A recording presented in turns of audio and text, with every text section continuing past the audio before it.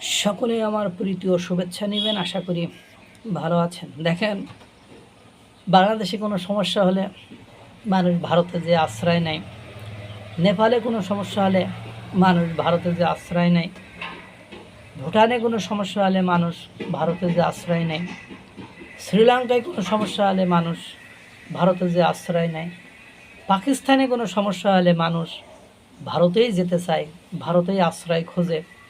চীনে কোনো সমস্যা হলে অবশ্য যায় কি যায় না জানি না। তো এখন দেখা গেল মানে ভারতের যত ছোটোখাটো প্রতিবেশী আছে তাদের সেখানে ওদিকে আবার মায়ানমারের রোহিঙ্গারা ভারতে যে আশ্রয় নেয়, এখন এত অনুপ্রবেশকারী বাংলাদেশ থেকে হাজারে হাজারে লাখে লাখে মানুষ কর্মসংস্থানের জন্য, খাদ্যের জন্য, রুটির জন্য, রুজির জন্য চুরি পথে পালায়ে বর্ডার ক্রস করে একের পর এক ভারতে যাচ্ছে। একেবারে মানে অনুপ্রবেশে শেখে যাচ্ছে ভারত। এইবার পঞ্চপাণ্ডবের এক পাণ্ডব অমিত শাহ, স্বরাষ্ট্রমন্ত্রী অমিত শাহ, তিনি এবার মুখ খুলেছেন এই বিষয়ে।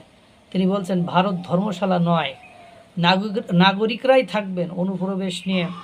অমিত শাহের বক্তব্য এরকম, ভারত কোনো ধর্মশালা নয়, দেশের মাটিতে বসবাস এবং রাষ্ট্রীয় সুযোগ সুবিধা পাওয়ার অধিকার শুধু ভারতীয় নাগরিকদের বলে মন্তব্য করেছেন ভারতের কেন্দ্রীয় স্বরাষ্ট্রমন্ত্রী অমিত শাহ।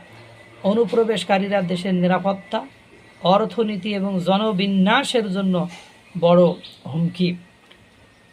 নয়াদিল্লিতে গোয়েন্দা ব্যুরো জাতীয় নিরাপত্তা কৌশল সম্মেলনের সমাপনী অধিবেশনে এমনই কড়া বার্তা দেন তিনি। একই সঙ্গে আগামী 15 থেকে 20 বছরের অভ্যন্তরীণ নিরাপত্তার জন্য দীর্ঘমেয়াদী পরিকল্পনা গ্রহণের নির্দেশ দিয়েছেন ভারতের কেন্দ্রীয় স্বরাষ্ট্রমন্ত্রী। অমিত শাহ বলেন, গত 8 মাসে দেশের সব স্থল সীমান্তবর্তী রাজ্যে গিয়ে কেন্দ্রের পক্ষ থেকে সীমান্ত নিরাপত্তার 4 দফা কৌশল নিয়ে আলোচনা করা হয়েছে। খুব অল্প সময়ের মধ্যে দেশকে অনুপ্রবেশ মুক্ত করাই কেন্দ্রের লক্ষ্য। এই কাজে সীমান্তরক্ষী বাহিনী, রাজ্য প্রশাসন, কেন্দ্রীয় সংস্থা এবং স্থানীয় মানুষের সমন্বিত ভূমিকার উপর জোর দেওয়া হয়েছে। তার কথাই, এই দেশ কোনো ধর্মশালা নয়, এই দেশে বসবাস করার অধিকার কেবল নাগরিকদের। অনুপ্রবেশ শুধু জাতীয় নিরাপত্তার সমস্যা নয়, এর সঙ্গে দেশের অর্থনীতি এবং জনবিন্যাসের ভারসাম্যের প্রশ্নও জড়িত রয়েছে। উন্নত ভারত গড়ার লক্ষ্যের সঙ্গে অভ্যন্তরীণ নিরাপত্তাকে সরাসরি যুক্ত করেছেন অমিত শাহ। তার বক্তব্য, 2047 সালের মধ্যে ভারতকে উন্নত দেশ হিসাবে গড়ে তুলতে হলে দেশের অভ্যন্তরীণ নিরাপত্তা আরও শক্তিশালী করতে হবে। আগামী 15 থেকে 20 বছরে কী ধরনের নিরাপত্তা সমস্যা তৈরি হতে পারে, এখন থেকেই তা নিশ্চিত করে মোকাবেলার কৌশল তৈরি করতে হবে। আগের সরকারগুলোর নীতিরও সমালোচনা করেন স্বরাষ্ট্রমন্ত্রী। তার অভিযোগ, মাদক পাচার, নকশালবাদ এবং উত্তর পূর্ব ভারতের অশান্তির মতো সমস্যাগুলি বড় আকার নেওয়ার আগে কার্যকর ব্যবস্থা না হলে দেশকে দীর্ঘদিন তার মূল্য দিতে হতো না। তার দাবি, অভ্যন্তরীণ নিরাপত্তার 3টি বড় সংকটপূর্ণ ক্ষেত্রে চ্যালেঞ্জ এখন অনেকটাই মোকাবেলা করা সম্ভব হয়েছে। এর কৃতিত্ব রাজ্য পুলিশ, কেন্দ্রীয় তদন্তকারী সংস্থা এবং কেন্দ্রীয় সশস্ত্র পুলিশ বাহিনীর। মাদক বিরোধী লড়াইয়েও রাজ্যগুলিকে আরও সক্রিয় হওয়ার নির্দেশ দিয়েছেন দেশটির স্বরাষ্ট্রমন্ত্রী। নতুন প্রজন্মকে মাদকের হাত থেকে রক্ষা করতে মাদক নিয়ন্ত্রণের নতুন পরিকল্পনা বাস্তবায়নের উপর জোর দিয়েছেন তিনি।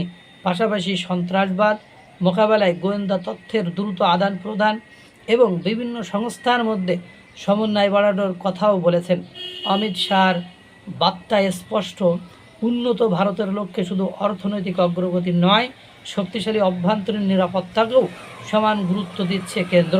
অনুপ্রবেশ, সন্ত্রাস, মাদক এবং ভবিষ্যতের নতুন নিরাপত্তা ঝুঁকি মোকাবেলায় দীর্ঘমেয়াদী পরিকল্পনায় এখন দিল্লির অগ্রাধিকার।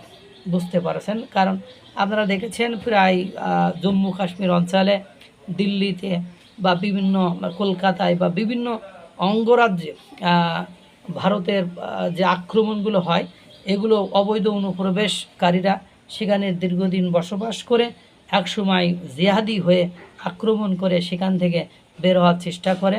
অমিত শাহ একটা পঞ্চপাণ্ডবের অন্যতম পাণ্ডব এবং কেউ খুব বিচক্ষণ, দেশকে ভালোবাসা একজন ব্যক্তি। হয়তো এবার এই সমস্যা অনেকটা নিয়ন্ত্রণ করে ফেলেছে।